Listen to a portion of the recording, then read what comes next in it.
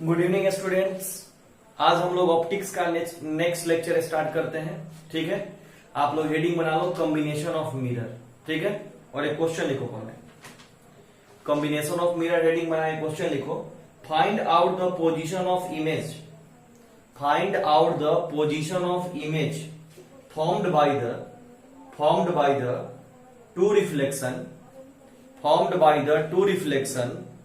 First one is mirror M1, first one is mirror M1। फिर से question बोल रहे हैं find out the position of image formed by two reflection, first one is mirror M1। मतलब mirror M1 के द्वारा जो होगा उसको बनाना है। ठीक है, पहले फिगर बना देते फिर हम क्वेश्चन को समझाएंगे भी अच्छे से।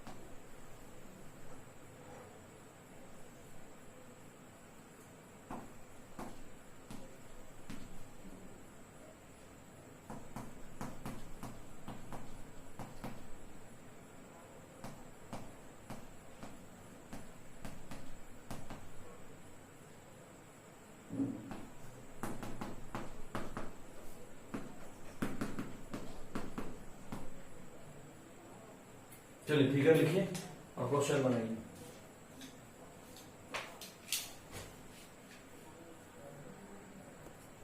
चलो क्वेश्चन बनाओ। बहुत सिंपल क्वेश्चन है ये पहला। अरे एक मिनट फिगर उल्टा बना दीजिए, एक मिनट।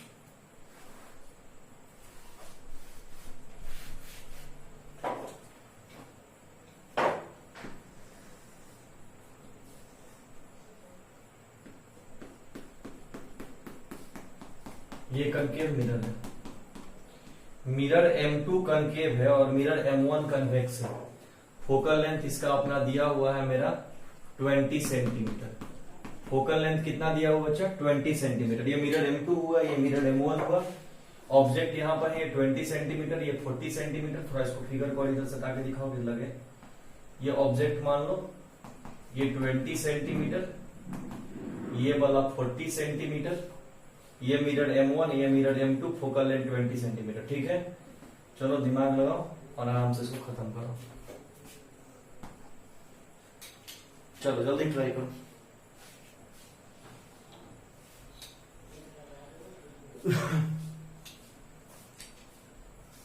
देखो बड़ा सिंपल क्वेश्चन है बच्चा, इसको बहुत आराम से खत्म कर सकते हो डायग्राम को।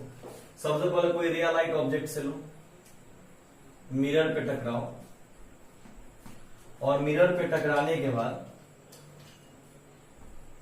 ये मान लो इधर है, मान लो ये वाला मिरर इतना बड़ा है ना, इस पे ऐसे चला गया। बोल क्लियर है? तो बोलेगा हाँ।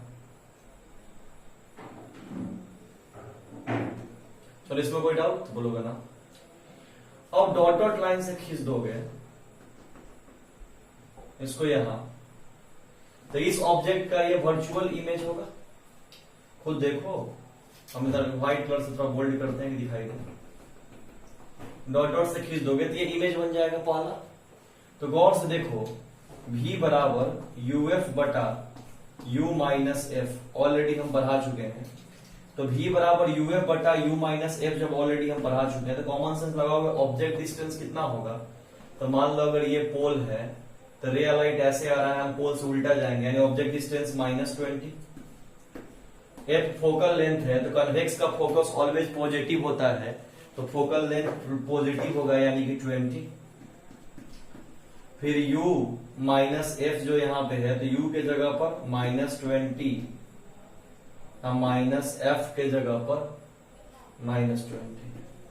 तो सॉल्व करिएगा तो V बराबर कितना आएगा? -400 बटा -40। ये कट जाएगा, ये कट जाएगा। तो सॉल्व करने पे v बराबर आएगा 10। तो सॉल्व करने पे v बराबर जब मेरा 10 आ जाएगा तो कॉमन सेंस लगा लो, इमेज 10 सेंटीमीटर पे आ रहा है, तो दैट मीन्स कि ये वाला दूरी अब निकल गया मेरा कि ये वाला दूरी 10 सेंटीमीटर हो गया। ये पहले मिरर M1 के लिए है। किसके लिए है? मिरर M1 के लिए। अब बच्चा हम बात करेंगे फॉर मिरर M2।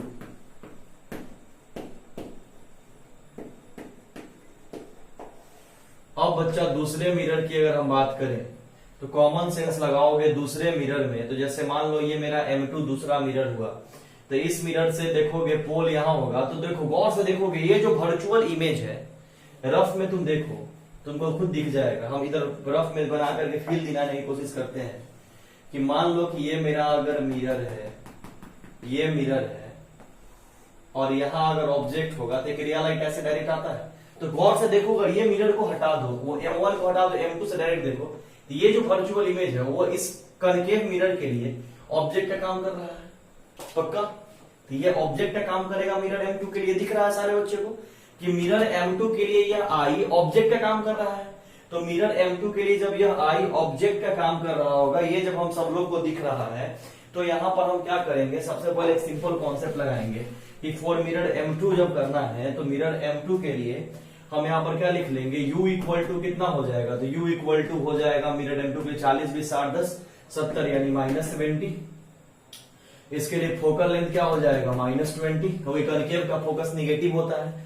तो फिर वही कहानी, v बराबर क्या होगा, uf बटा u माइनस एफ, यानी कॉमन सेंस लगाओगे तो u के जगह पर -70, f के जगह पर -20, u माइनस एफ यानी कि -70 माइनस और f के जगह पर -20। तो जब इसको सॉल्व कर लोगे तो क्या आ जाना है, माइनस माइनस प्लस 1400 और बटा क्या हो जाएगा -70 प्लस 20 यानी हो जाएगा 1400 बटा 50 विथ निगेटिव साइन, माइनस तो रहेगा ही। तो एक जीरो से एक जीरो कट जाएगा, 5 से 14 को काटोगे तो v बराबर कितना आ जाएगा, 5 दूनी 10, तो बच जाएगा 4 0 यानी 28 -28 सेंटीमीटर। बता, कॉम्बिनेशन ऑफ मिरर भी मेरे समझ से बहुत आसान है, हम ज्यादा प्रॉब्लम करवाने नहीं वाले, इसलिए अभी एक आध प्रॉब्लम करवा रहे हैं हर टाइप के बस, बाकी तुम लोगों को खुद करना रहेगा, बुक से डाउट पूछना रहेगा। गौर से देखने बस, पहले इस पे टकराए, मिरर M1 बोला तो ऐसे ले गए, ये वर्चुअल इमेज बना और ये इमेज इस मिरर के लिए ऑब्जेक्ट हुआ, करके दोनों के लिए इमेज का पोजीशन निकाल दी, इस बार प्लस में है, इस बार माइनस में। समझ रहे होगे? पक्का? चलो इसको पहले नोट कर लो, फिर हम आगे बात करते हैं।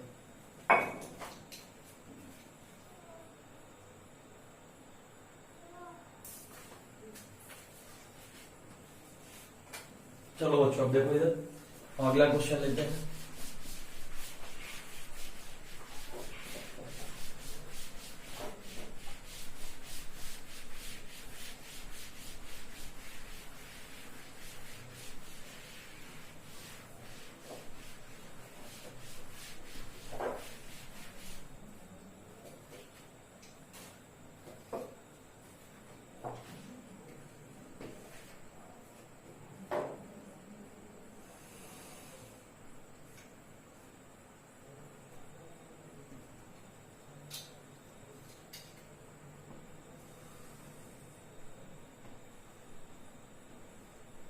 बहुत सिंपल क्वेश्चन है, ध्यान से देखना।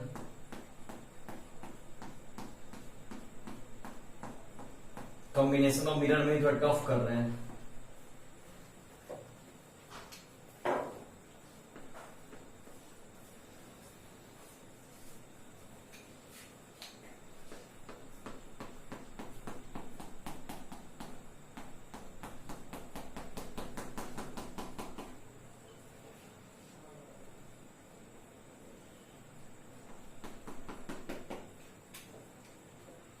गौर से देखना, दो मिरर दिया है, एक मिरर ये और एक मिरर ये, एक कन्वेक्स एक कनकेव। इसका फोकस भी फोकल लेंथ मान ले 20 सेंटीमीटर, इसका भी फोकल लेंथ मान ले 20 सेंटीमीटर। इसमें मेरे समझ से तो कोई डाउट नहीं होना चाहिए, तो बोलेगा नो। मान ले ये ऑब्जेक्ट, ये कोई दिक्कत, जो ऑब्जेक्ट यहां पर 30 सेंटीमीटर ये वाला मिरर से दूरी पे दिया, और ये वाले मिरर से मान ले 50 सेंटीमीटर का, और ये मान ले ऑब्जेक्ट का हाइट है, मतलब ये एचओ जो है, एचओ वो दिया है 2 सेंटीमीटर, यानी हाइट ऑफ ऑब्जेक्ट दे दिया है 2 सेंटीमीटर। ठीक है, वही क्वेश्चन में बहुत ट्विस्ट है, इसलिए हड़बड़ाना मत, आराम से लिखते हैं। ठीक है, ये पोल है,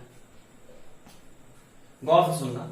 एक दिन हम तुम लोग को ऑप्टिक्स शुरू किए थे, तो उस दिन हमने बोला था बच्चे कि आपसे कोई पूछेगा कि कोई पोल क्या होता है, हमने बोला कि आपसे कोई पूछेगा कि पोल क्या होता है, तो हमने आपको बोला कि आप जवाब देना कि पोल एक ऐसा पॉइंट है जिसे हम मानते हैं।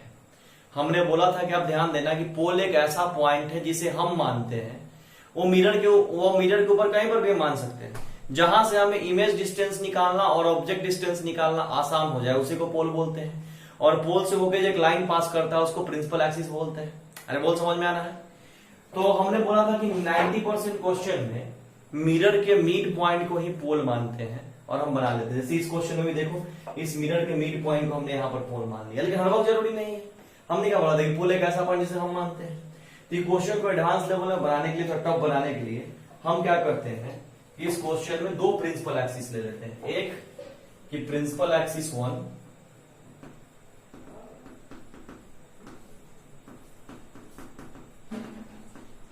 और एक दूसरा प्रिंसिपल एक्सिस बनाते हैं इस मिरर के लिए।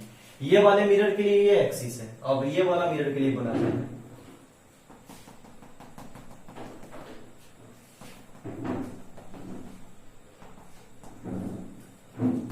ये वाले मिरर का पोल। ये देख ले, तो पोल से होके जो लाइन पास करता है, पोल से होके जो एक स्ट्रेट लाइन पास करता है, वही प्रिंसिपल एक्सिस होता है।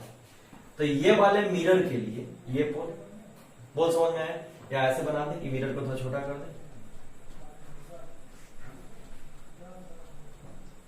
ये मिरर के लिए ये पोल और ये मिरर के लिए ये पोल, बोल कर दिए। अरे समझ में आ रहा है? और दोनों प्रिंसिपल एक्सिस के बीच की दूरी को मान ली है 1 सेंटीमीटर। दोनों प्रिंसिपल एक्सिस के बीच की दूरी को क्या मान ली है? 1 सेंटीमीटर। कोई दिक्कत? इतना समझ में आ रहा है? 100%। तो इस बार भी क्वेश्चन वही कह रहा है कि हमें इमेज डिस्टेंस दोनों का निकाल के दिखाओ, दोनों मिरर से इमेज डिस्टेंस निकालो। Calculate position of image from both mirror. अब फिगर बनाओ, अच्छे से बनाओ, 10 सेकेंड का हम टाइम दे रहे हैं।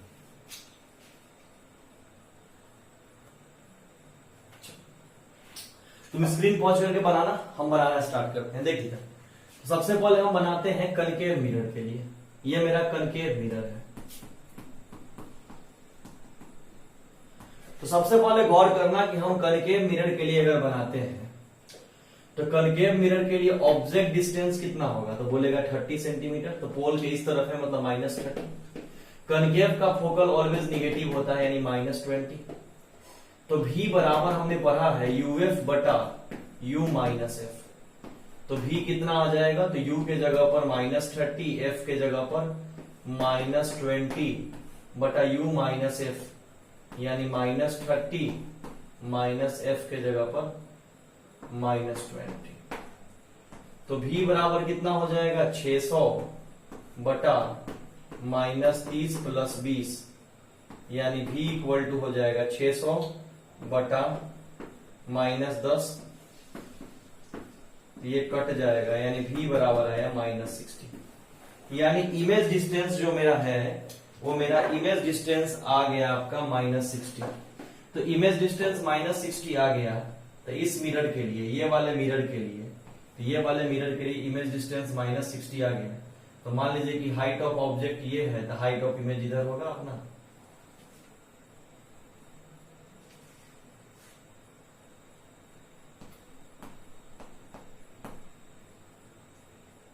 तीस है ये, और ये 50 है। तो 60 होने के लिए 20, 30, 30, 60 यहाँ के आसपास सही मान लो। ये इमेज होगा यहाँ पर कहीं, हो गया? कोई डाउट? इमेज निकल गया इस मिरर के लिए। अब मेरी बात सुनना, क्वेश्चन नोट ऑफ क्या कर रहे हैं कि हाइट ऑफ इमेज निकाल के दिखाओ। जैसे ये वाला मिरर के लिए पोल ये है, तो प्रिंसिपल एक्सिस ये होगा। ये वाले मिरर के लिए पोल ये है तो प्रिंसिपल एक्सिस ये हुआ, तो इस मिरर का हाइट ऑफ ऑब्जेक्ट 2 सेंटीमीटर दिया है। तो क्वेश्चन में बोल दे कि calculate height of image for concave mirror, यानी हम लिख भी रहे हैं कि calculate height of image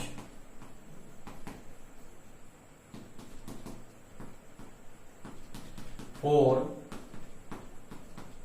concave mirror, यानी कनकेव मिरर के लिए हाइट ऑफ इमेज निकालो। तो ये तो बड़ा आसान है भाई। मैग्निफिकेशन आप लोगों को पता है कि m बराबर माइनस भी बाई यू होता है, पढ़ाए हैं।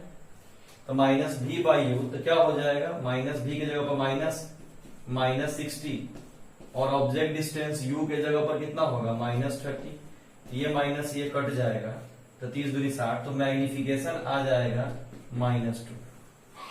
तो जब मैग्निफिकेशन आ जाएगा तो मैग्निफिकेशन निकालने का एक और फॉर्मूला हमने पढ़ा है कि हाइट ऑफ इमेज बटा हाइट ऑफ ऑब्जेक्ट। तो हाइट ऑफ इमेज बटा हाइट ऑफ ऑब्जेक्ट जब हमने पढ़ा है तो यहां पर हाइट ऑफ मैग्निफिकेशन के जगह -2, हाइट ऑफ इमेज निकालना है और हाइट ऑफ ऑब्जेक्ट 2, तो क्या हो जाएगा हाइट ऑफ इमेज -4 सेंटीमीटर आ जाएगा।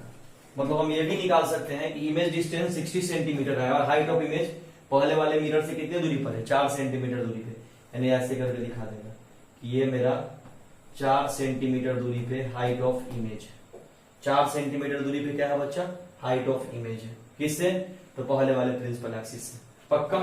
तो पहले वाले प्रिंसिपल एक्सिस से 4 सेंटीमीटर नीचे मेरा क्या है, तो हाइट ऑफ इमेज क्या है मेरा, तो हाइट ऑफ इमेज है। इसमें मेरे समझ से कोई डाउट नहीं आनी चाहिए।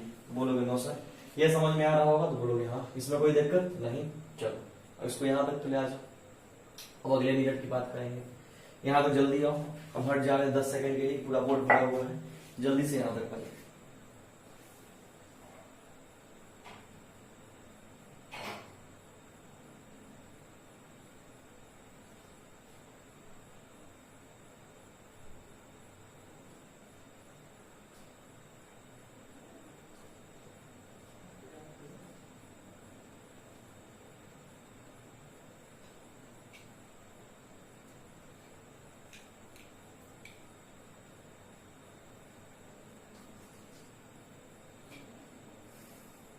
चलो लिख लिया होगा।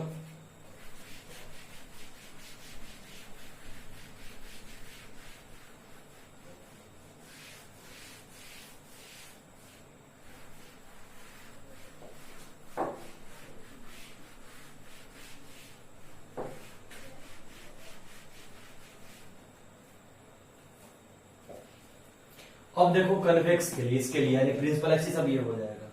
अब यहां लिखते हैं फॉर कन्वेक्स।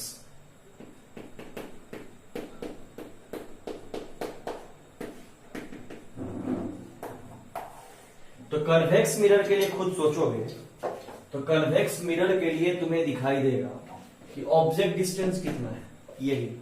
तो देखो भाई, पिछले वाला क्वेश्चन में हमें फील दिलाया था कि एक का इमेज अगले का ऑब्जेक्ट कॉम्बिनेशन में, कॉम्बिनेशन मिरर में जस्ट मेरे इस वीडियो में इसके पीछे वाला क्वेश्चन देखो क्या पढ़ा है कि एक का इमेज अगले का ऑब्जेक्ट। तो खुद सोचो, इसका इमेज जो है 60 पे, वही इस वाले का ऑब्जेक्ट होगा। तो दोनों के बीच का टोटल दूरी कितना है, ये 30 और ये 50, तो 80। तो इस मिरर से, ये पोल से ये 60 सेंटीमीटर पे है, तो इससे ये कितना पे होगा, 20 सेंटीमीटर पे। यानी कहने का सेंस कि कनकेव मिरर का इमेज कनकेव से 60 सेंटीमीटर पे है, मतलब कन्वेक्स से 20 सेंटीमीटर पे होगा। और कनकेव का इमेज कन्वेक्स के लिए ऑब्जेक्ट का काम करेगा, वर्चुअल ऑब्जेक्ट का। इसका मतलब हम यहाँ पर u को -20 सेंटीमीटर लिख सकते हैं कन्वेक्स के लिए। अभी खुद देख ले, ये 30 ये 50 टोटल 80, मतलब 60 पे इमेज बना तो बचा कितना, 20। तो -20 सेंटीमीटर क्या बना, तो -20 सेंटीमीटर जो आया वो ऑब्जेक्ट डिस्टेंस आया। किसके लिए, तो हम बोलेंगे किसके लिए, तुम बोलोगे कि सर कन्वेक्स के लिए, वर्चुअल ऑब्जेक्ट, क्योंकि एक का इमेज अगले का ऑब्जेक्ट होता है। तो बच्चा बोला डायग्राम से फील दिलाओ, तो पिछला वाला क्वेश्चन देख लो बच्चा, तो डायग्राम से फील दिला चुके हैं। बात समझ में आ रहा है, ठीक। अब देखो फोकल लेंथ, तो कन्वेक्स का फोकल लेंथ पॉजिटिव होता है तो +20, तो भी फटाक से निकाल लेगा यूएफ बटा u माइनस एफ। इसमें कोई डाउट नहीं होनी चाहिए। तो u के जगह पर फटाक से सोचेगा तो क्या रख देगा -20, f के जगह पर 20, u के जगह पर -20, f के जगह पर एफ के जगह पर +20। ठीक है बच्चा, तो v बराबर क्या आएगा, -400 बटा -40। तो ये 0 उड़ जाएगा, माइनस उड़ जाएगा, यानी v बराबर आया 10। अब मान लो इसका इमेज डिस्टेंस आ गया 10 सेंटीमीटर, तो इस प्रिंसिपल एक्सिस से भी हाइट ऑफ इमेज निकाल सकते हो। तो इस प्रिंसिपल एक्सिस से भी हाइट ऑफ इमेज निकालने के लिए फिर वही थ्योरी लगाओगे, मैग्निफिकेशन निकालोगे। तो मैग्निफिकेशन जब निकालोगे तो मैग्निफिकेशन क्या होगा, पहले देख लो।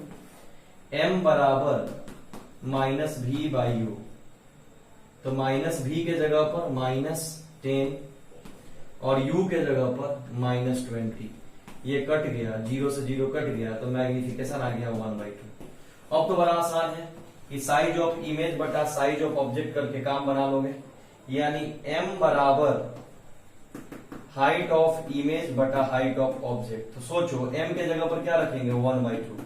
हाइट ऑफ इमेज नहीं पता, हाइट ऑफ ऑब्जेक्ट, तो सोच जल्दी जल्दी देख जल्दी देख जल्दी देख। ये यहां से हाइट ऑफ इमेज पिछले वाले क्वेश्चन का 4 सेंटीमीटर है। अरे भाई, कनकेव मिरर का जो इमेज है कन्वेक्स का वही ऑब्जेक्ट है, और कनकेव के इमेज का हाइट 4 सेंटीमीटर आया है।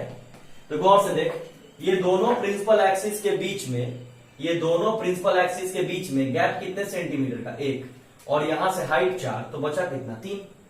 अरे इधर देख, जैसे मान लो ये लाइन पहला प्रिंसिपल एक्सिस, इससे हाइट 4 सेंटीमीटर नीचे, और दूसरा प्रिंसिपल एक्सिस मान लो ये पहला एक्सिस है, एक्सिस 1, और दूसरा एक्सिस ये है, आई एक्सिस के बीच का दूरी 1 सेंटीमीटर। तो कॉमन सेंस लगाओ, ये कितना होगा, यहां से ये कितना होगा, तो बोलोगे कि सर 3 सेंटीमीटर। नहीं होगा, इसका मतलब इस वर्चुअल ये कन्वेक्स मिरर के लिए ऑब्जेक्ट का हाइट कितना होगा, 3 सेंटीमीटर। तो हाइट ऑफ इमेज क्या आ जाएगा, हाइट ऑफ इमेज आ जाएगा 3/2। अब पॉजिटिव आएगा यानी ऊपर की तरफ।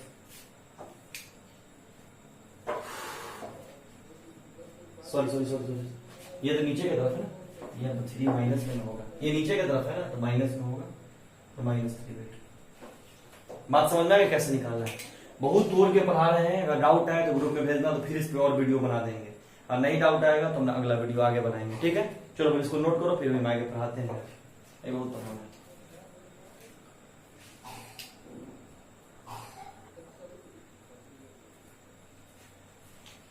चलो बच्चा आगे गौर करो, आगे बताते हैं।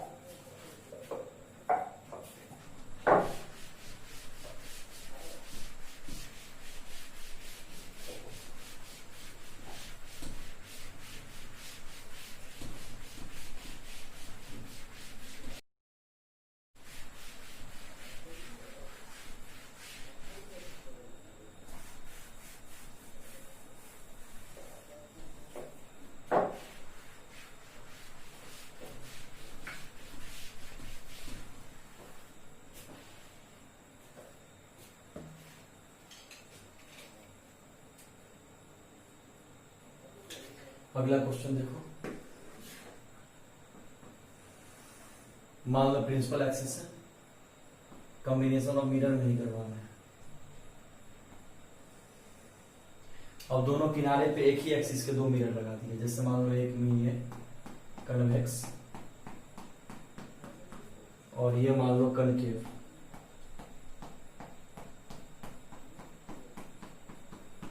ठीक है बच्चों, मान लो ये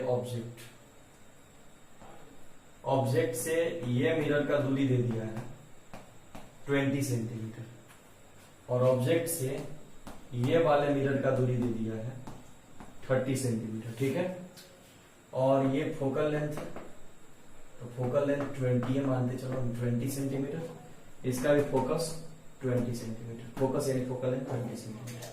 ठीक है, अब तुम समझोगे पहला क्वेश्चन इसमें, इस क्वेश्चन को देख के बताओ इसमें कितने इमेज बनेंगे, कि calculate number of images formed, इसमें कितने इमेज फॉर्म करेंगे ये कैलकुलेट करो पहला, और दूसरा कि दोनों मिरर से इमेज डिस्टेंस निकालो। क्वेश्चन समझ में आ गया, अपने भाषा में लिख लो। पहला कि इसमें कितने नंबर ऑफ इमेजेस फॉर्म करेंगे, पहले तो वो बताओ, और दूसरा कि दोनों मिरर से इमेज डिस्टेंस कैलकुलेट करके दिखाओ। दोनों मिरर से इमेज डिस्टेंस भी कैलकुलेट करके दिखाओ। ठीक है, क्वेश्चन लिख लो, 10 सेकेंड का समय दे रहे हैं, सोचो फिर हम बनाते हैं।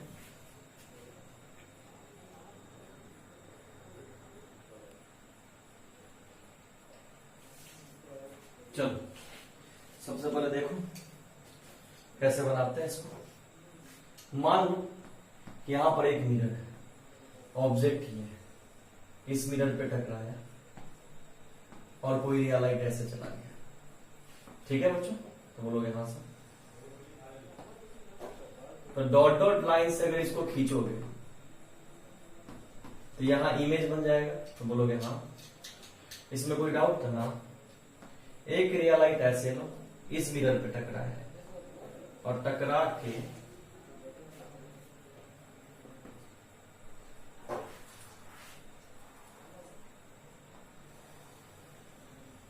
यहां आया। दैट मीन्स कि यहां पर देखो वर्चुअल इमेज इससे बन रहा है और इस मिरर से रियल इमेज बन रहा है। बोल क्लियर है? तो कहने का सेंस क्या हो गया, यहां पर नंबर ऑफ इमेज कितना फॉर्म किया? तो एक image.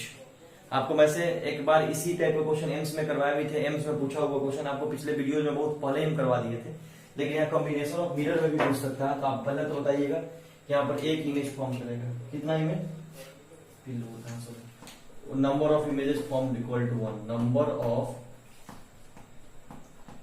Images form equal to 1, मतलब एक इमेज फॉर्म करेगा, इतना समझ में आ गया। ठीक है बच्चों, अब एक इमेज फॉर्म करेगा आ गया, तो दोनों मिरर से इमेज डिस्टेंस भी तो निकालना पड़ेगा। तो सबसे पहले कनकेव, फॉर कनकेव, तो कनकेव मिरर से ऑब्जेक्ट डिस्टेंस की बात की जाएगी, तो ऑब्जेक्ट डिस्टेंस कितना होगा? तो -30, फोकल लेंथ तो -20, तो v बराबर आराम से निकाल लोगे uf बटा u माइनस एफ। तो u के जगह पर कितना रखोगे? तो बोलोगे कि सर -30, f के जगह पर तो -20, u माइनस एफ यानी क्या होगा? -30 माइनस और f के जगह पर -20 हो गया। तो वैसी स्थिति में क्या होगा? 3 30 600 माइनस माइनस प्लस बटा क्या हो जाएगा? -30 प्लस 20 तो -10, तो 600 माइनस 10 यानी कि 60 माइनस 60, यानी इमेज डिस्टेंस आ जाएगा आपका यहाँ पर -60। इसमें कोई दिक्कत? अब बात करते हैं कन्वेक्स के लिए।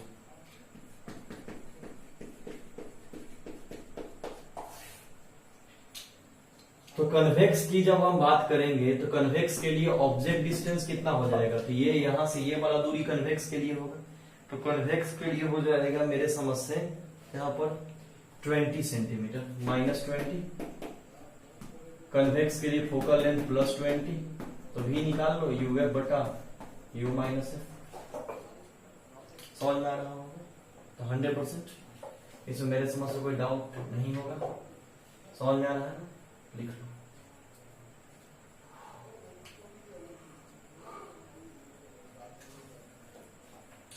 और सॉल्व कर लेना खुद से, जल्दी लिखो, 10 सेकंड का टाइम करें, फिर आगे बात करते हैं, बड़ी करनी है।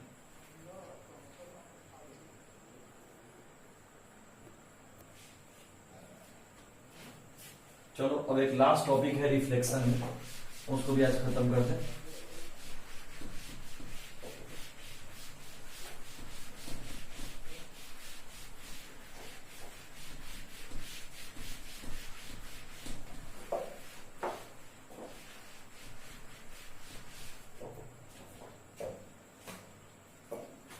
हेडिंग बना लो, Newton's laws of mirror.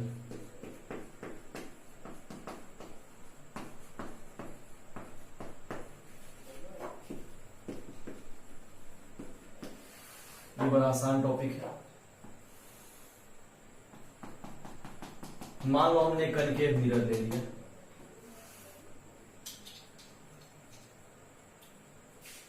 Concave mirror लेने के बाद हमने इसका ये फोकस मान लिया, तो ये दूरी हो गई फोकल लेंथ f, ये ऑब्जेक्ट मान लिया, तो ऑब्जेक्ट से फोकस का दूरी मान लिया x, और ये इमेज मान लिया, तो इमेज से फोकस का दूरी मान लिया y। ठीक है बच्चों, अब कॉमन सेंस लगाओगे कि जब इमेज से फोकस का दूरी हमने y मान लिया, ये सब मान लिया, कोई दिक्कत? मतलब ऑब्जेक्ट से पोल का दूरी नहीं पता है हमें, पोल ये है तो ऑब्जेक्ट से पोल का दूरी नहीं पता है, ये इमेज से पोल का दूरी नहीं पता है, लेकिन हमने एक्स वाई अपना एज्यूम करके अब देखते हैं क्या निकलता है। तो ऑब्जेक्ट डिस्टेंस का अगर थ्योरी यहां पे लगाओगे तो तुम क्या बोलोगे सर, ऑब्जेक्ट डिस्टेंस की अगर बात करोगे तो ऑब्जेक्ट से पोल का दूरी x प्लस एफ हो जाएगा, यानी u बराबर हम लिख सकते हैं x प्लस एफ, और ये रे या लाइट इधर जाएगा, हम पोल से कोई भी डिस्टेंस पोल से मेजर करते हैं ऐसे, रे या लाइट ऐसे जा रहा है मतलब रे या लाइट के अपोजिट जाएंगे, मतलब ये निगेटिव होगा। अब ये सब इतना पढ़ा दिया, अब ये समझ में तो आ ही नहीं कि यू निगेटिव होगा, v भी निगेटिव होगा, इमेज यहाँ है और इमेज का दूरी y प्लस एफ मान लो, यानी y प्लस एफ, ये भी समझ में आ रहा है। अब फोकस, तो फोकल लेंथ भी कंकेव है, तो कंकेव का फोकल लेंथ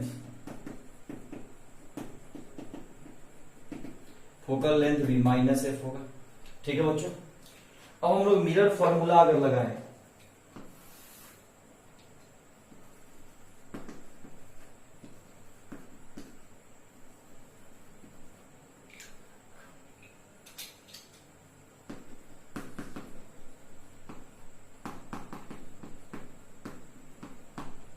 मिरर फॉर्मूला अगर लगाएं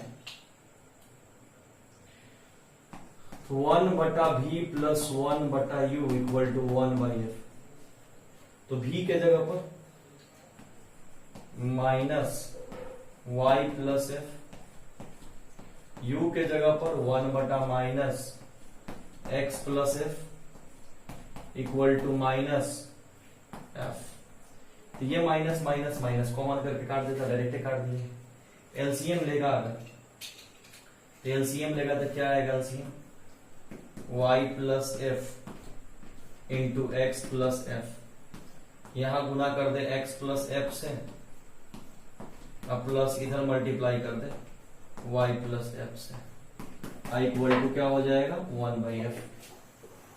सॉल्व करेगा अगर तो क्या ऊपर होगा x plus F plus y plus F by नीचे मल्टीप्लाई, एक बार yx x से मल्टीप्लाई करते हैं, एक बार yx प्लस fx, एक बार x से दोनों में, एक बार f से, प्लस yf प्लस ff यानी f square equal to 1/f। पक्का? तो बोलोगे हाँ सर।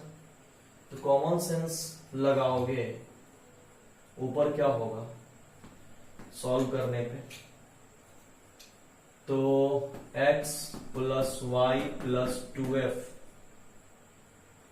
इंटू एफ से मल्टीप्लाई कर दो, क्रॉस मल्टीप्लीकेशन, डायरेक्ट एक स्टेप बनाओ, जब मारो तो एफ से गुना भी करते लिखो, तो X F plus F into F, F square plus 2f अति Y F plus F square आई इक्वल टू, ये इधर गुना कर दो, यानी Y X plus F X plus Y F plus F square. ठीक है बच्चों, अब क्या कटेगा सो देखो, इक्वल टू में है तो क्या कटेगा, एफ स्क्वायर से एफ स्क्वायर कट जाएगा, वाई एफ से वाई एफ कट जाएगा, उसके बाद एफ एक्स से एफ एक्स कट जाएगा, यानी बचा क्या, तो बचा एफ स्क्वायर बराबर वाई एक्स।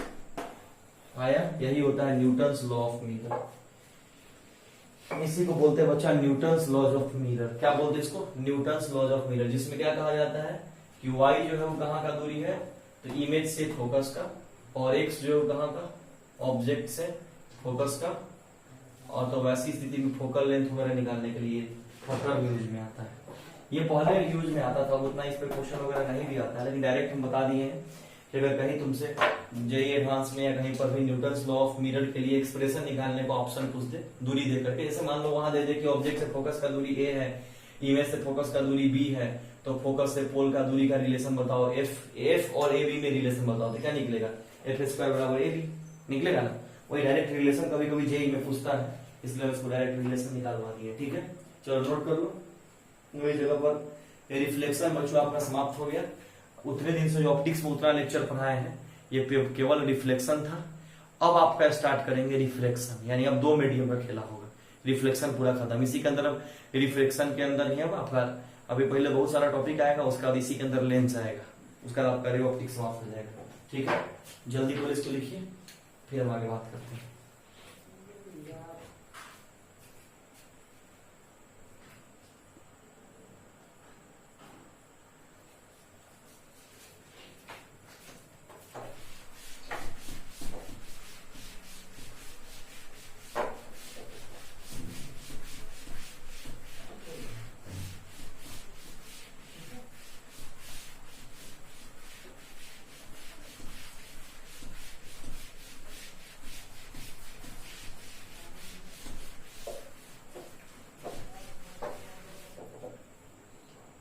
अब हेडिंग बच्चों बनाना, नया टॉपिक है रिफ्रैक्शन।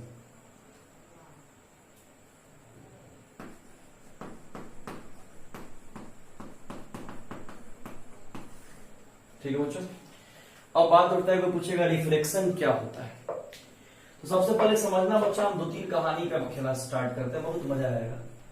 एक मान लो मीडियम 1 और एक मान लो मीडियम 2, यानी अब दो मीडियम का कहानी है। आगे भी बहुत सारा नाम वगैरह बताएंगे, बहुत सारा कहानी आएगा, लेकिन सबसे पहले मान ले दो मीडियम। ठीक है, अभी तक खेला क्या होता था, रिफ्लेक्शन में कोई रियल लाइट आता था, टकरा के उसी मीडियम में चला जाता था, सरफेस रेगुलर होता था, इरेगुलर होता था, लेकिन कहानी होता था कोई रियल लाइट आता था, उसी मीडियम में टकरा के उसी में वापस चला जाता था। ठीक है, अब बच्चा बात होगा रिफ्लेक्शन का। किसका बात उठेगा, रिफ्लेक्शन का। तो रिफ्लेक्शन का जब बात आएगा तो सबसे पहले मान लो कि ये मेरा मीडियम 1 है और ये मेरा मान लो मीडियम 2 है। ठीक है, अब कोई रियल लाइट आएगा एक मीडियम से, मान लो या नॉर्मल पे आएगा, मान लो कोई रियल लाइट एक मीडियम में आया और टकरा के जैसे वो दूसरे मीडियम में जा रहा होगा, तो जैसे वो रियल लाइट दूसरे मीडियम में जा रहा होगा तो उसका स्पीड चेंज कर जाएगा। बात सुनते रहना कि जब भी कोई रियल लाइट एक मीडियम से दूसरे मीडियम में जाएगा तो उसका स्पीड चेंज हो जाएगा। कुछ फेनोमेना होगा, उस फेनोमेना के अंदर एक मीडियम से जब भी कोई रियल लाइट दूसरे मीडियम में जाएगा तो उसका स्पीड चेंज हो जाएगा, इसी पूरे फेनोमेना को बोलते हैं रिफ्रैक्शन, जिसको आपको 9th 10th वाले सर ने बहुत सारे डिफिनेशन को बहुत अच्छे से बताया होगा, हम भी उसको आगे एक्सप्लेन करेंगे। जिसमें 9th 10th वाले सर ने आपको हो सकता है कि ऐसे ही बोला हो कि जब भी कोई रियल लाइट, 9th 10th वाले सर ऐसे ही बोले होंगे कि जब भी कोई रियल लाइट एक मीडियम से दूसरे मीडियम में जा रहा होता है तो एक केस होता है जिसमें वो नॉर्मल के पास जाता है और एक केस होता है जिसमें वो नॉर्मल से दूर जाता है। और वहीं आप लोग को सर बताए होंगे कि नॉर्मल के पास भी गया तब भी रिफ्लेक्शन हुआ, नॉर्मल से दूर गया तब भी रिफ्रैक्शन हुआ, मतलब कि वो अपने पाथ से चेंज कर गया। लेकिन वो सब हम आगे भी कॉन्सेप्ट बना के एक्सप्लेन करेंगे। अभी फिलहाल आप याद रखो, कोई पूछेगा रिफ्रैक्शन क्या होता है तो जवाब देना कि जब कोई रियल लाइट एक मीडियम से दूसरे मीडियम में जा रहा होगा तो वह अंडर वो चेंजेस सम फेनोमेना, कुछ फेनोमेना के द्वारा क्या होगा, उसका स्पीड चेंज कर जाएगा। समझ में आ रहा है ना, उसी को बोलते हैं रिफ्रैक्शन। याद रहा, सिंपल। अभी कोई पूछे रिफ्लेक्शन ऑफ लाइट क्या है तो हम क्या जवाब देंगे कि जब कोई रियल लाइट एक मीडियम से दूसरे मीडियम जा रहा होगा तो उसका स्पीड बदल जाएगा, उसी फेनोमेना को हम बोलेंगे रिफ्रैक्शन। ठीक है, पहले लिख दो, लिख कि व्हेन ए रे और light passes through one medium to another medium, when a ray or light passes through one medium to another medium, passes through one medium to another medium, in such that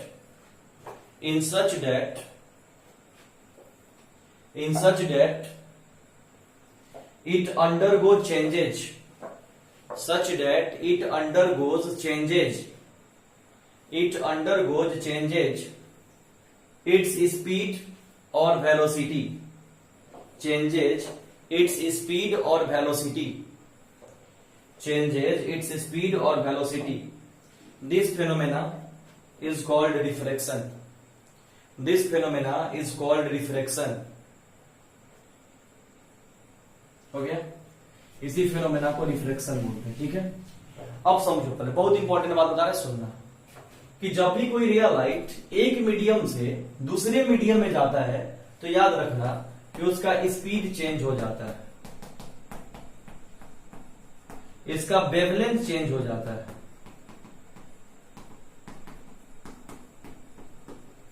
लेकिन frequency change नहीं होता है। याद रखिएगा, बड़ा important जोरदार point, इसके बाद हम अभी खेला स्टार्ट करेंगे रिफ्लेक्शन में। याद रखिएगा कि जब भी कोई रियल लाइट एक मीडियम से दूसरे मीडियम में जाता है तो क्या क्या चेंज होगा, ये सब ऑब्जेक्टिव में बोर्ड एग्जाम में पूछता है, इसलिए आप दिमाग में रखिएगा कि जब भी कोई रे लाइट एक मीडियम से दूसरे मीडियम जाएगा तो उसका स्पीड चेंज हो जाएगा, वेवलेंथ चेंज हो जाएगा, लेकिन फ्रीक्वेंसी चेंज नहीं होता है। स्पीड चेंज हो जाएगा, वेवलेंथ चेंज हो जाएगा, लेकिन फ्रीक्वेंसी चेंज नहीं होता है। इसी को हम लोग बोलते हैं रिफ्रैक्शन। क्या बोलते हैं इसको? रिफ्रैक्शन। माने रिफ्रैक्शन में होता है, रिफ्रैक्शन बोलते थोड़ी ना। रिफ्रैक्शन में जब कोई रे लाइट एक मीडियम दूसरे मीडियम, तब अगला पॉइंट बना लिख, देखिए बात कितना बड़ा, अगला पॉइंट बना लिख कि व्हेन रे और light passes through one medium to another medium, when a ray or light passes through one medium to another medium, passes through one medium to another medium, its speed and wavelength changes. Its speed and wavelength changes, but frequency does not change. Its speed and wavelength changes, but frequency does not change. But frequency does not change. कि जब कोई रे light एक medium से दूसरे medium में जा रहा होता है तो उसका स्पीड चेंज कर जाता है, फ्रीक्वेंसी चेंज नहीं होता है, वेवलेंथ भी चेंज कर जाता है। ठीक है, चलो अब हम तुम लोग को अच्छे से दिखाते हैं कॉन्सेप्ट जो तुम लोग 9th में पढ़े, रियल रिफ्लेक्शन।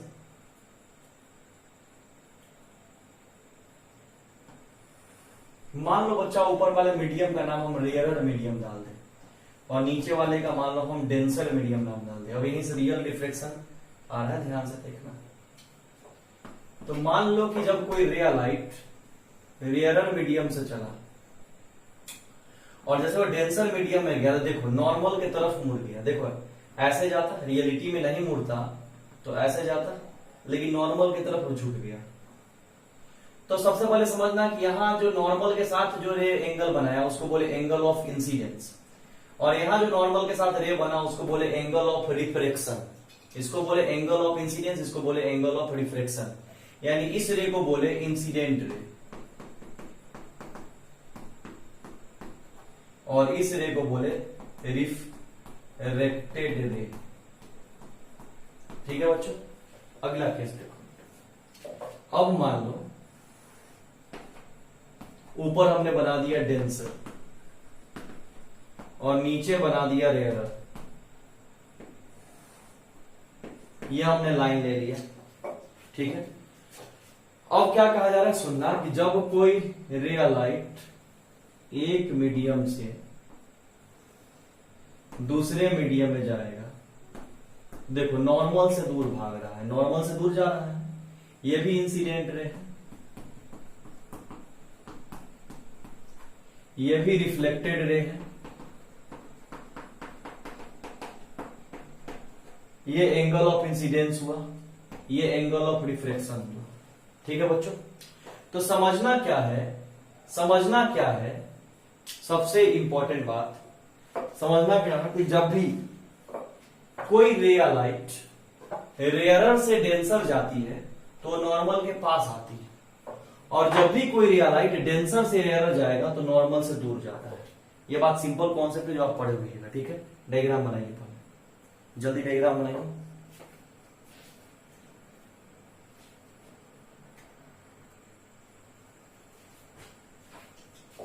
ठीक है, चलो तो पहला पॉइंट बना फिगर बना लियो, तो पहला पॉइंट बना लिखो, लिखो कि व्हेन ए रे और light passes through optically rarer medium to denser medium, passes through optically rarer medium to denser medium, then it bends towards the normal, then it bends towards the normal, then it bends towards the normal। हो गया। फिर अगला point बना के लिखो कि when ए रे और light passes through optically denser medium to rarer medium, passes through optically denser medium to rarer medium, it bends away from the normal, denser medium to rarer medium, it bends away from the normal, it bends away from the normal। हो गया, ये figure भी आप बना के लिए। चलिए अब यहां से हम आपको बताते सुनिए।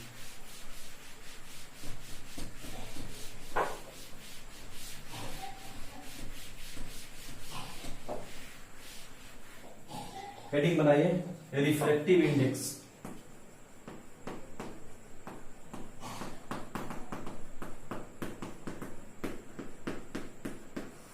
ठीक है। अब बात करते हैं कि रिफ्रैक्टिव इंडेक्स क्या होता है, कोई पूछेगा तो सिंपली जवाब दीजिएगा mu equal to C by V. मतलब कि रिफ्रैक्टिव इंडेक्स को म्यू से डिनोट करते हैं। कोई पूछे रिफ्रैक्टिव इंडेक्स क्या होता है तो आप सिंपली जवाब दीजिए speed of light in vacuum medium. देखो भाई, वैक्यूम मीडियम के स्पीड ऑफ लाइट को सी से डिनोट करते हैं और बाकी दूसरे किसी भी मीडियम की स्पीड ऑफ लाइट को भी से डिनोट करते हैं। यानी कोई पूछेगा हमसे कि रिफ्रैक्टिव इंडेक्स क्या होता है, कोई पूछेगा हमसे कि रिफ्रैक्टिव इंडेक्स क्या होता है तो हम सिंपली जवाब देंगे कि रिफ्रैक्टिव इंडेक्स का मतलब पूछे तो हम सिंपली जवाब देंगे कि speed of light, the ratio of speed of light in vacuum medium to the speed of light in any medium. मतलब वैक्यूम मीडियम के स्पीड ऑफ लाइट को सी से डिनोट करते हैं और एनी मीडियम के स्पीड ऑफ लाइट को भी से डिनोट करते हैं। ठीक है, चलो पहले लिखो तो रिफ्रैक्टिव इंडेक्स, इस आसान आसान जल्दी खींचो, लिखो speed of light in vacuum, speed of light in vacuum to the speed of light in medium, speed of light in vacuum to the speed of light in medium या any medium, medium और any medium is said to be refractive index।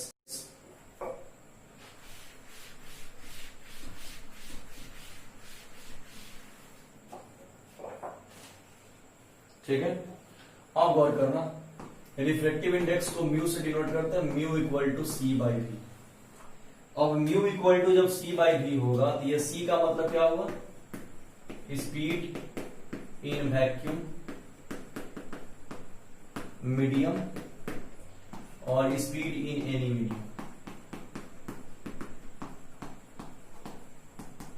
तो आप एक चीज और भी concept लगा सकते हो कि आप सिंपल कॉन्सेप्ट लगा सकते हो कि frequency equal to speed by wavelength होता है।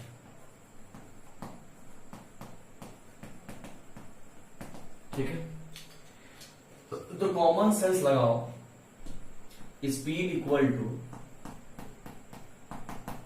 फ्रीक्वेंसी इनटू वेवलेंथ हो जाएगा। तो कॉमन सेंस लगाओ, स्पीड अगर वैक्यूम मीडियम में है तो सी। आपको पढ़ा क्या था कि जब भी कोई रे लाइट एक मीडियम से दूसरे मीडियम जाता है तो फ्रीक्वेंसी चेंज नहीं होता है, तो फ्रीक्वेंसी ही रहेगा, लेकिन वेवलेंथ चेंज होता है। तो मान लो वैक्यूम मीडियम में वेवलेंथ को लैम्डा हुआ, तो ऐसे एनी मीडियम में भी हुआ तो फ्रीक्वेंसी ही रहेगा, लेकिन वेवलेंथ को मान लो लैम्डा 2 मान लिए। अब वैल्यू जैसे पुट करेंगे तो वैल्यू जैसे ही पुट करेंगे तो mu equal to C by V. तो सी के जगह पर फ्रीक्वेंसी इंटू लैम्डा 1 और भी के जगह पर फ्रीक्वेंसी इंटू लैम्डा 2। फ्रीक्वेंसी ने फ्रीक्वेंसी को मार दिया, म्यू बराबर लैम्डा 1 बाई लैम्डा 2 हो गया। या इसको चाहो तो लैम्डा 1 को, वैक्यूम मीडियम है ना, इसको और अच्छे से लिखने के लिए ऐसे लिख दो लैम्डा वैक्यूम, इसको लिख दो लैम्डा मीडियम, तो हो जाएगा lambda vacuum by lambda medium. तो lambda vacuum by lambda medium ज्यादा अच्छा समझ में आया, ऐसा भी तो लिख सकते हैं, इसमें मेरे समझ से कोई डाउट नहीं होगी। जल्दी लिख लीजिए, फिर हम आगे बात करते हैं।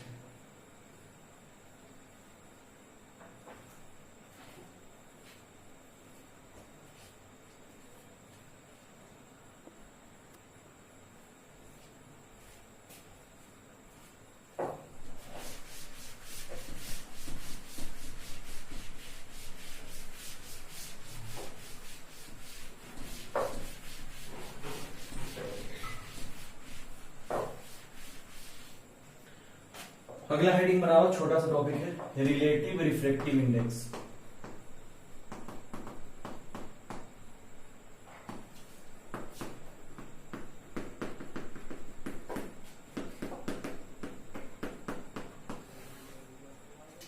तो पूछा रिलेटिव रिफ्रैक्टिव इंडेक्स है क्या। सबसे पहले गौर करो, जैसे रिलेटिव रिफ्रैक्टिव इंडेक्स को डिनोट ऐसे करते हैं, मान लो कोई लिखा 1 म्यू 2 या मान लो कोई लिखा 2 म्यू 1। तो कोई अगर 1 म्यू 2 भी लिखा तो इसका मतलब समझ लो, इसका मतलब हुआ कि refractive index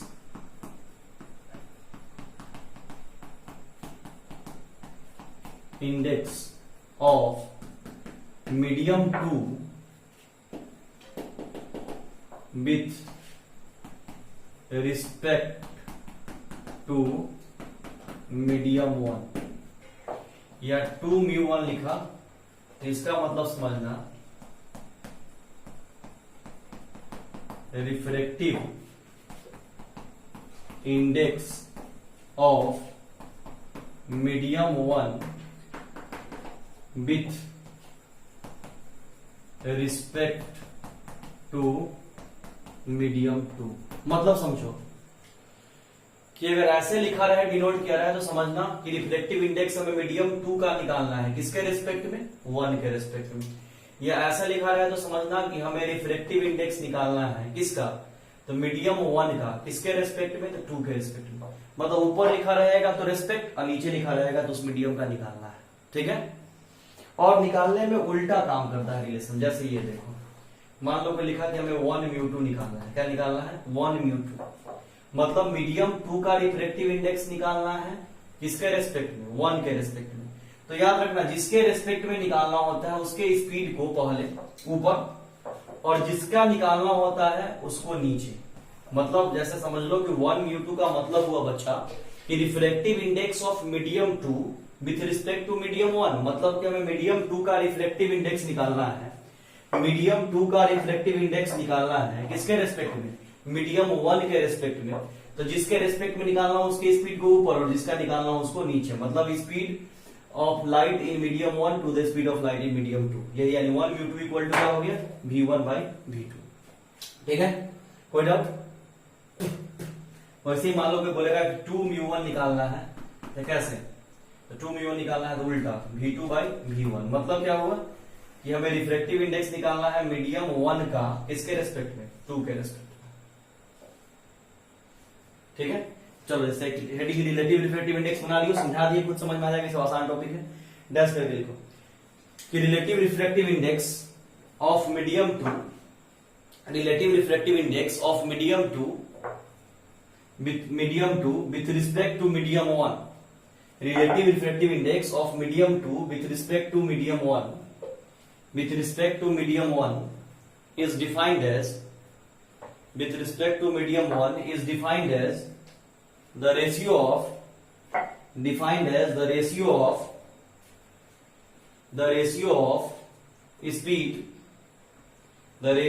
speed in medium 1 to the medium 2, ratio of speed in medium 1 to the ratio of speed of light in medium 1 to the speed of light in medium 2। ठीक है बच्चों, इतना उम्मीद करोगे तुम लोग लिख लिए होगे। स्क्रीन पॉज करके लिख लेना पीछे वाले वीडियो से। लाइट कट के यहीं पे वीडियो रोकते हैं, इसके आगे अगले वीडियो में।